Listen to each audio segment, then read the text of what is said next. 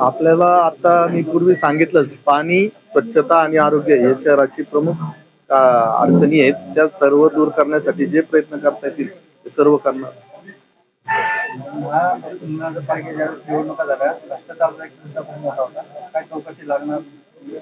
आता मला सर्व प्रकारची माहिती घ्यावी लागेल. मी पहिल्यांदाच एवढ्या मोठ्या पदावर किंवा एवढ्या मोठ्या अहद्यावर मी काम करत आहे. मला संपूर्ण प्रकरणांची माहिती घ्यावी लागेल, त्याच्यानंतर तो निर्णय घेईन. महापालिकेतील आरोग्याचा प्रश्न खूप बिकट आहे. तुम्हालाही माहिती आहे की गाड्या जवळ येत नाहीत, गाड्यांची बिघड होते. याबाबत सगळ्यात जास्त हा महत्वाचा मुद्दा तुम्ही कसा हाताळणार? आरोग्य का स्वच्छता? आरोग्याच्या बाबतीत स्वच्छता आम्ही सर्व अधिकाऱ्यांची बैठक घेणार आहे आणि हॉस्पिटलला सुद्धा जे जे आपल्या पिंपरी चिंचवड शहरातील मोठे मोठे हॉस्पिटल आहेत, वायसीएम असेल, तेरगाव असेल, जे जे तिथं सर्वीकडे मी स्वतः जाऊन व्हिजिट करणार आहे आणि ज्या अडचणी असतील त्या अधिकाऱ्यांशी चर्चा करून त्या सोडवण्याचा प्रयत्न करणार. नागरिकांना सध्या दिवसाआड पाणी पुरवठा पाणी पुरवठा होणार का? हर्डीकर साहेबांनी कालच सांगितलं, त्या ठेकेदारांनी दिरंगाई केल्यामुळं रामासखेडचं जे पाणी आहे ते आतापर्यंत येऊ शकलं नाही. परंतु ते ठेकेदारच या प्रक्रियेतून आता बाद होणार आहे आणि नवीन ठेकेदाराकडून मी माझ्या कार्यकाळातच रोज पाणी पुरवठा करून घेणार आहे. पवार खरं तर महापौरांची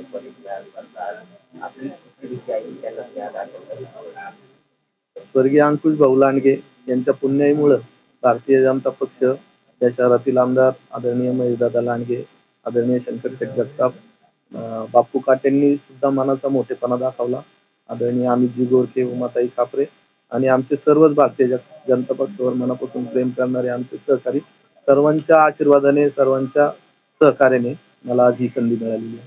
भाऊ, एक तरुण महापौर जो आहे काय विजन असणार तुमच्या? या शहराची उंची कशी वाढवता येईल आणि देशात हे पिंपरी चिंचवड शहर जे आपलं आशिया खंडातील सर्वात टॅक्सेशनच्या बाबतीत सर्वात मोठं शहर म्हणून ओळखलं जायचं आणि आता सुद्धा या शहराला त्याच प्रकारचा दर्जा कसा देण्यात येईल देशात या दृष्टीने प्रयत्न. खरं तर महानगरपालिका कर्जबाजारी झालेली आहे. त्या कर्जबाजारीतून मुक्त करण्यासाठी काय उपाययोजना राबवायला असं?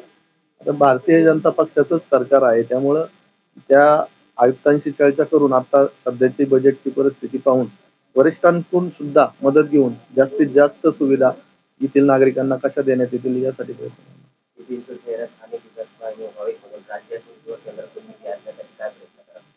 हा त्यासाठीच मी मुख्यमंत्री साहेबांना भेटून या शहराच्या गरजा, प्राथमिक गरजा सांगणार आहे आणि मुख्यमंत्री सहाय्याचा निधी असेल किंवा मुख्यमंत्री मनापासून आम्हाला मदत करणार आहे.